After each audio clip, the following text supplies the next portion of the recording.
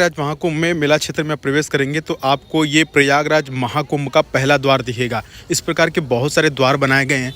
देखिए, इस वीडियो में हम आपको ये भी बताएंगे कि यदि आप अकेले आते हैं या परिवार के साथ आते हैं तो कम से कम आपका कितना खर्चा लग जाएगा, मतलब कि एक आदमी का कितना खर्चा होने वाला है।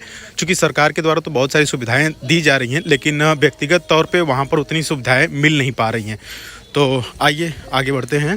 देखिए, एक बात का ध्यान जरूर रखिएगा कि यदि आप परिवार के साथ आना चाहते हैं, आपके साथ आपके माता पिता या छोटे बच्चे हैं या पत्नी है, तो आप कोशिश करिए कि जिस दिन नहान नहीं है उस दिन आइए, क्योंकि 29 जनवरी को नहान है। उसी दिन अगर आप आएंगे तो बहुत ज़्यादा भीड़ झेलना पड़ेगा और बहुत पैदल भी चलना पड़ेगा। तो आप उस दिन को अवॉइड करिए, उसके पहले आ जाइए या उसके बाद आइए तो आपको थोड़ी राहत मिलेगी। अगर आप उस दिन आते हैं तो आपको कम से कम 25 से 30 किलोमीटर पैदल चलना पड़ेगा। लेकिन अगर आप उससे पहले आते हैं, अगर नहान वाले दिन के पहले आते हैं, मतलब आप 28 या 27 तक आ जाते हैं या नहान के दिन के 29 के बाद आते हैं, तो आपको ज़्यादा नहीं, करीब 3-4 किलोमीटर ही पैदल चलना पड़ेगा। उतना में ही आपका सारा काम हो जाएगा। लेकिन अगर आप थोड़ा सा और एक्सप्लोर करना चाहें, थोड़ा सा और घूमना चाहें, तो ज़्यादा से ज़्यादा 5 से 6 किलोमीटर में आपकी जो है कि पूरा जो है कि मेला आपका कवर हो जाएगा। देखिए, मीडिया वालों के लिए यहाँ पर मीडिया सेंटर बनाया गया है। यहीं पर तमाम मीडिया वाले आपको मिलेंगे, चाहे वो आज तक हो या कोई अन्य चैनल हो। सभी चैनल आपको यहीं पर मिलेंगे। सभी लोग यहीं पर आएंगे, यहीं उनकी ऑफिस है। और यहाँ पर देखिए, सरकार के द्वारा फ्री में जो है कि कैलेंडर भी बांटा जा रहा है। आइए देखते हैं। इस पर प्रधानमंत्री जी का चेहरा बना हुआ है और पूरा कैलेंडर, पूरा साल का 12 महीना दिया गया है। ये देखिए, महाकुंभ मेला 2025, ये मीडिया सेंटर है। लीजिए सर, फ्री में भारत सरकार की तरफ से फ्री सेवा।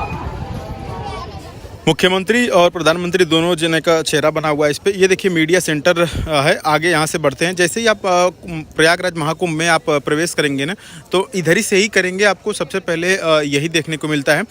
और जैसे हम आप फिर आगे बढ़ रहे हैं, देखिए यहाँ पर सेल्फी पॉइंट बनाई गई है और लोग सेल्फी ले रहे हैं। देखिए, इन्फॉर्मेशन की बात अगर हम करें तो आपके लिए, यदि आपके साथ आपके माता पिता आते हैं तो आप इस चीज़ का ध्यान रखिएगा। यदि वो बुज़ुर्ग हैं तो आप उनके गले में या उनके पास में एक कार्ड बना करके किसी ऐसे कड़े कागज़ में लिख करके अपना नाम और एड्रेस और मोबाइल नंबर उनके पास दे दीजिएगा, ताकि यदि वो खो भी जाते हैं तो जिस किसी को मिले या किसी पुलिस को मिले तो वो आपको फ़ोन करके वहाँ पहुँचा दें। इसके अलावा खोया पाया केंद्र भी वहाँ पर है, वो भी हम आपको दिखाएंगे। लेकिन यदि उनके पास अगर एड्रेस और फ़ोन नंबर रहेगा तो कोई भी भला मानुस जो होगा वो आपको फ़ोन करके आपके माता पिता से, या छोटे बच्चे हैं या आपकी पत्नी है पढ़ी लिखी नहीं है, या बच्चे हैं या माँ बाप पढ़े लिखे नहीं हैं या बुजुर्ग हैं, तो आप इस ट्रिक का इस्तेमाल कर सकते हैं। क्योंकि भीड़ बहुत ज़्यादा है। यहाँ पर आए दिन 3-4 हज़ार लोग बिछड़ते हैं और मिल भी जाते हैं, लेकिन बाय द वे 1-2 लोग रह भी जाते हैं। तो ये प्रॉब्लम ना हो, इसके लिए आप उनके हाथ में जो है कि एड्रेस ज़रूर लिख करके दे दें। फिलहाल हम लोग चल रहे हैं सामने की तरफ। आप देख सकते हैं कितनी ज़्यादा भीड़ हो चुकी है और लोग अभी स्नान करने के लिए जा रहे हैं। ये देखिए, अगर आप ट्रेन से आते हैं ना, तो आज आप रामबाग रेलवे स्टेशन से उतर करके या कि फिर प्रयागराज जंक्शन से उतर करके ऑटो ले लीजिएगा। बैरहना तक ऑटो आ रहा है और वहाँ का 10 रुपया लेगा रामबाग से और 30 रुपया लेगा आपको प्रयागराज जंक्शन से। तो बैरहना चौराहे तक आपको उतार देगा और उसके बाद बैरहना चौराहे से आप जो है कि पैदल चले जाएंगे। 1-2 किलोमीटर है।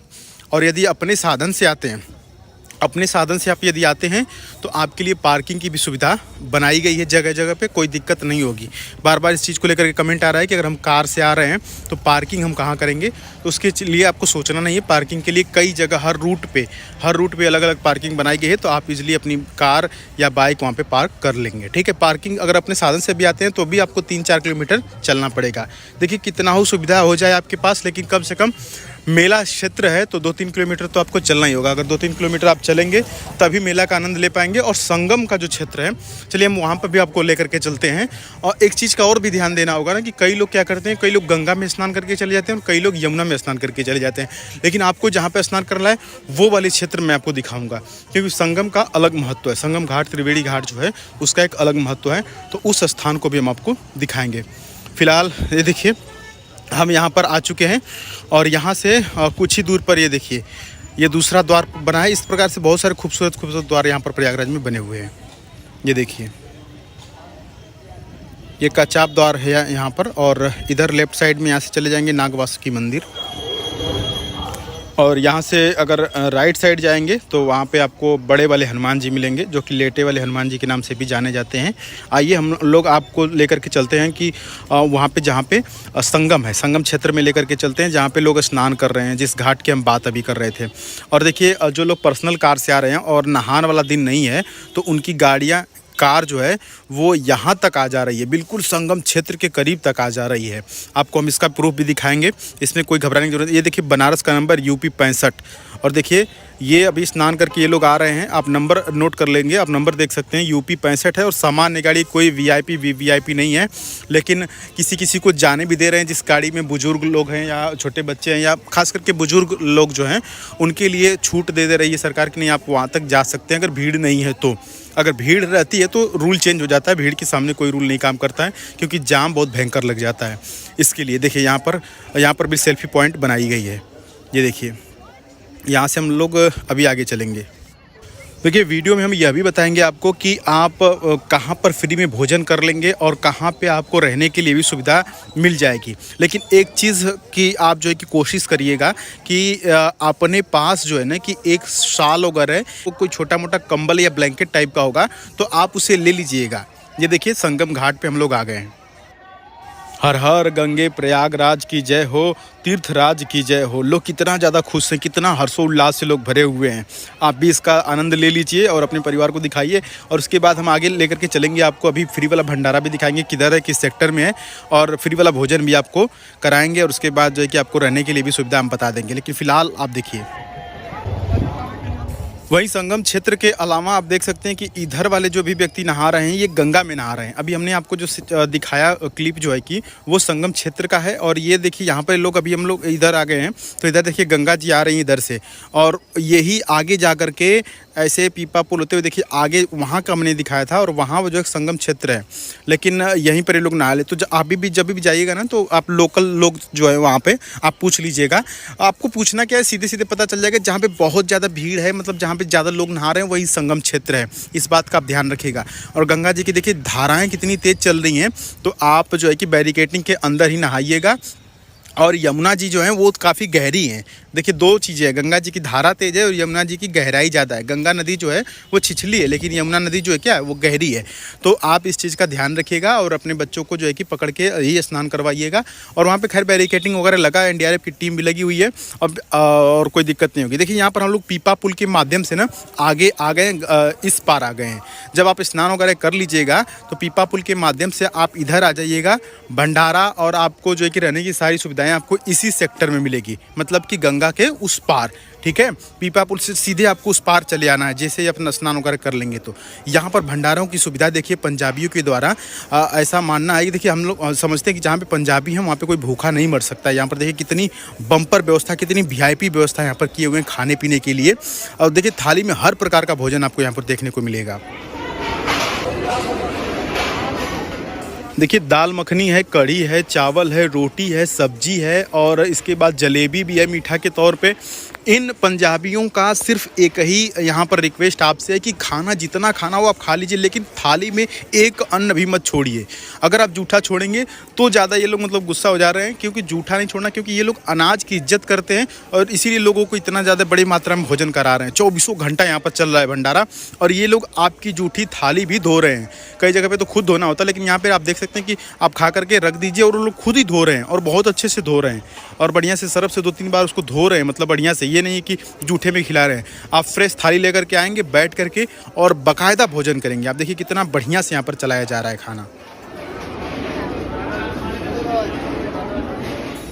देखिए इसकी लोकेशन है सेक्टर नंबर 22। सेक्टर नंबर 22 में जब आप आएंगे तो ये आपको मिल जाएगा फ्री वाला भंडारा। और मैंने आपको बोर्ड भी दिखा दिया है सामने, ऐसे गुरुजी बनाए हुए हैं और उस पर धन्यवाद लिखा है। ये देखिए सामने बोर्ड है इनका।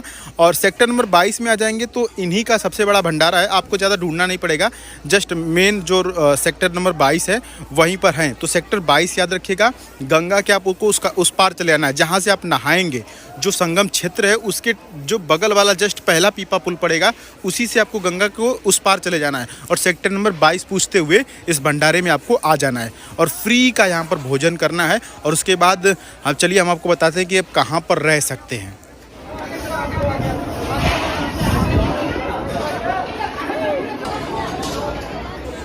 देखिए अभी तक हमने आपको बता दिया कि आपने स्नान कर लिया और यहाँ पर आकर के आपने भोजन कर लिया। अब यदि आपको किसी का कथा पूजा सत्संग सुनना है तो आप सेक्टर नंबर 18-19 में चले जाएंगे। 22-6 के आप जब लेफ्ट जाएंगे, जो झूसी वाला ब्रिज है आप उधर देखेंगे कुंभ मेला क्षेत्र में, तो आपको बड़ा वाला ब्रिज दिखाई देगा। 2-3 ब्रिज हैं, मतलब 2 रेलवे वाले हैं और बाकी के जो 2 ब्रिज हैं वो देखिए, ये देखिए सेक्टर 21 की तरफ बाकी जो 2 ब्रिज हैं वो मतलब एक तो ऐसे गाड़ी आने के लिए है और एक ट्रेन आने के लिए। आप देखेंगे तो पता चल जाएगा वहाँ पे, ठीक है। सिर्फ 2 ही ब्रिज दिखाई देंगे, तो ब्रिज के ठीक नीचे आ जाना है। वहीं पर जितने देवकी नंदन और तमाम जितने कथावाचक हैं, अनिरुद्धाचार्य जी लोग हैं, ये लोग वहीं पे कथा पंडाल इन लोग का है और वहीं पे आपको नागा साधु अखाड़े वाला भी मिल जाएंगे। लेकिन अब हम बात करते हैं सेक्टर 22 के जस्ट बगल में सेक्टर 21। ये रोड देख लीजिए, सेक्टर 21 में यहाँ पर पंजाबियों के द्वारा रहने की व्यवस्था भी की गई है। बड़ा सा कैंप बनाया गया है, ये देखिए, ये यहाँ पर बोर्ड देख लीजिए। और यहाँ पर जब आप अंदर आते हैं तो यहाँ पर आप जो है कि रहने के लिए सुविधा यहाँ पर बनाई गई है। और आपको बता दें कि प्रयागराज में आप अपना चार्जर ज़रूर लेके आइएगा, फ़ोन का चार्जर। और चार्जर अगर आप लेके आएंगे तो जगह जगह पर चार्जिंग करने की भी व्यवस्था बनाई गई है। और कॉइन कुछ रख लीजिएगा, सिक्का 1-2 रुपये का रख लेंगे तो कॉइन को उसमें डाल करके एक ATM मशीन बनाई गई, वाटर ATM मशीन। यहाँ पर देखिए लोग अंदर कितना बढ़िया से आराम कर रहे हैं। यहाँ पर देखिए, यहाँ पर पंजाबियों द्वारा व्यवस्था बनाई गई है। दोस्तों उम्मीद करते हैं कि आपको यह वीडियो बिल्कुल पसंद आई होगी और चैनल पर नहीं तो ज़रूर सब्सक्राइब कर लीजिएगा। हर हर महादेव।